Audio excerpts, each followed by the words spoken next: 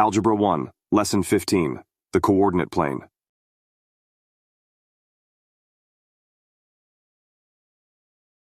One of the most crucial concepts that you will need to learn about in mathematics, and not just in algebra, is the XY coordinate plane and the Cartesian coordinate system.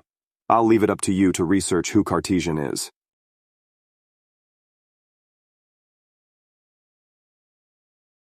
In math and science, and all the subjects that fall under that umbrella, we use the 2D coordinate system to help us understand various pieces of data and how they relate to each other. What is not usually stated is how important the system is when it comes to learning more advanced mathematical concepts that are taught in calculus. If you can understand and master the ins and outs of this system, then a lot of what you will learn in later math courses will be much easier to digest. For now, let's just start with the basics.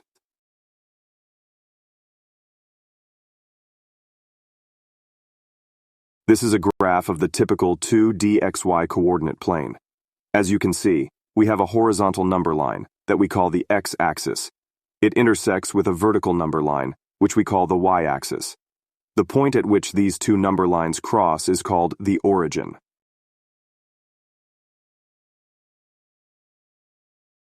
We can mark points on this plane called coordinates. Coordinate points are written in the form x, y, where the x-coordinate represents a point on the x-axis, and the y-coordinate represents a point on the y-axis.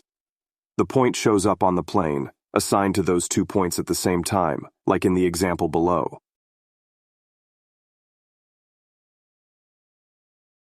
The coordinate plane could also be divided into 4 quadrants as shown below. They are conventionally written as Roman numerals and go from 1 to 4 counterclockwise on the plane. The quadrants give you more specific locations of where certain points will be, based on whether they are negative, positive, or any combination of both.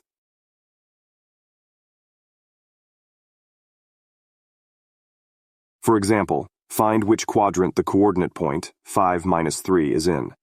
Pause and try to do the example. The answer will be on the next part.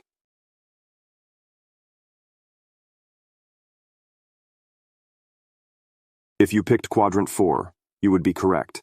In fact, all coordinate points with a positive x-coordinate and a negative y-coordinate are in quadrant 4. Here are the other combinations of coordinates and their respective quadrants.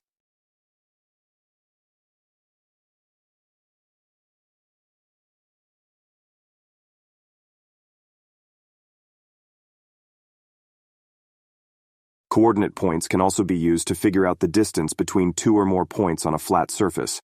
For example, look at the graph here and describe the distance from point A to point B using units up, down, left, or right.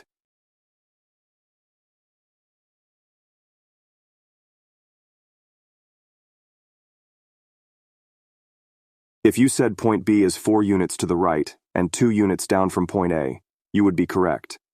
You can also say point A is 2 units up and 4 units to the left of point B. There are formulas for more complicated distance problems, like when we start dealing with the distances of lines drawn between points, but we'll save that discussion for a later time.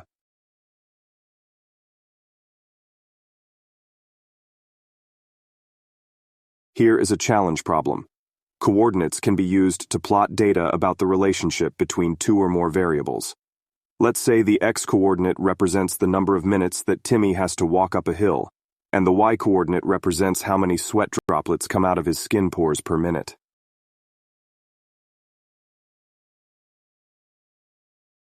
We plot all the points of data on the coordinate plane like this below. How many droplets of sweat has come out of Timmy's skin pores when he is 3 minutes up the hill?